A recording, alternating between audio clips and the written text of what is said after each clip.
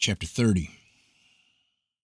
And Jacob went forth, continuing his road to Haran, and he came as far as Mount Moriah, and he tarried there all night near the city of Luz. And the Lord appeared there unto Jacob on that night, and he said unto him, I am the Lord God of Abraham and the God of Isaac thy father. The land upon which thou liest I will give unto thee and thy seed. And behold, I am with thee, and will keep thee wherever thou goest, and I will multiply thy seed as the stars of heaven, and I will cause all thine enemies to fall before thee.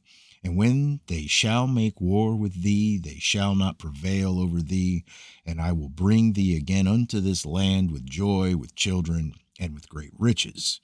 And Jacob awoke from his sleep and rejoiced greatly at the vision which he had seen, and he called the name of that place Bethel.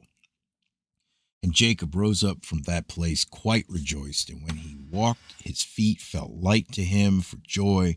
And he went from there to the land of the children of the east, and he returned to Haran, and he sat by the shepherd's well.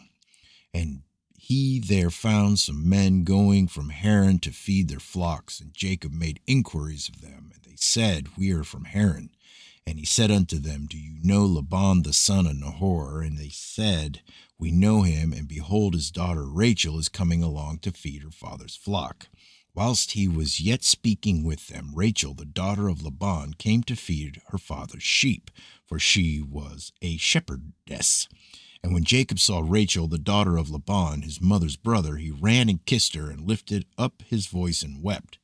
And Jacob told Rachel that he was the son of Rebekah, her father's sister. And Rachel ran and told her father, and Jacob continued to cry, because he had nothing with him to bring to the house of Laban. And when Laban heard that his sister's son Jacob had come, he ran and kissed him and embraced him, and brought him into the house, and gave him bread, and he ate. And Jacob related to Laban what his brother Esau had done to him, and what his son Eliphaz had done to him in the road. And Jacob resided in Laban's house for 1 month, and Jacob ate and drank in the house of Laban. And afterward Laban said unto Jacob, Tell me what shall be thy wages, for how canst thou serve me for naught? And Laban had no sons, but only daughters, and his other wives and handmaids were still barren in those days. And these are the names of Laban's daughters, which his wife Adinah had borne unto him. The name of the elder was Leah, and the name of the younger was Rachel. And Leah was tender-eyed, but Rachel was beautiful and well-favored, and Jacob loved her. And Jacob said unto Laban, I will serve thee 7 years for Rachel thy younger daughter. And Laban consented to this, and Jacob served Laban 7 years for his daughter Rachel.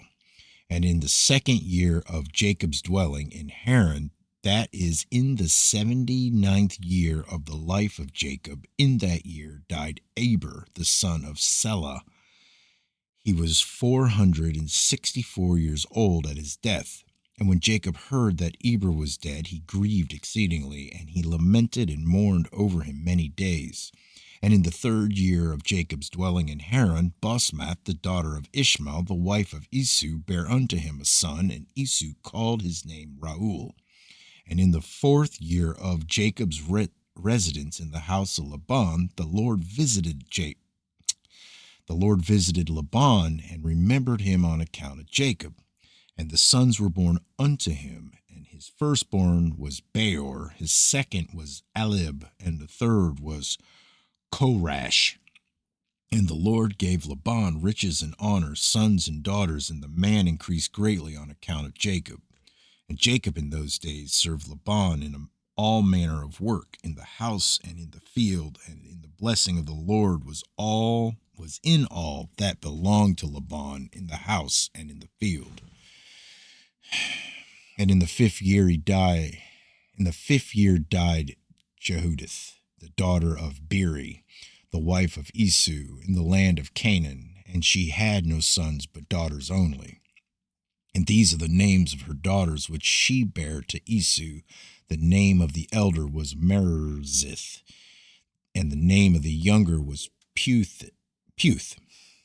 And when Judith died, Esau rose up and went to Seir to hunt in the field as usual. And Esau dwelt in the land of Seir for a long time.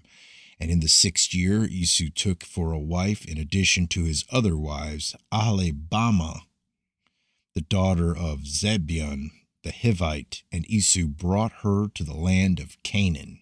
And Aholibamah conceived and bare unto Esau 3 sons, Yush, Yalon, and Korah.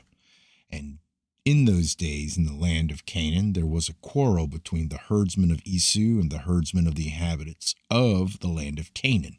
For Esau's cattle and goods were too abundant for him to remain in the land of Canaan, in his father's house, and the land of Canaan could not bear him on account of his cattle.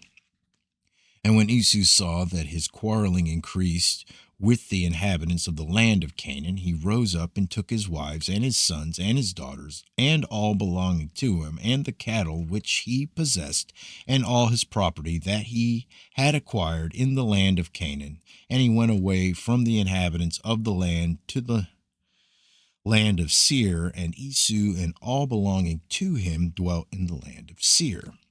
But from time to time Esau would go and see his father and mother in the land of Canaan. And Esau intermarried with the Horites, and he gave his daughters to the sons of Seir the Horite.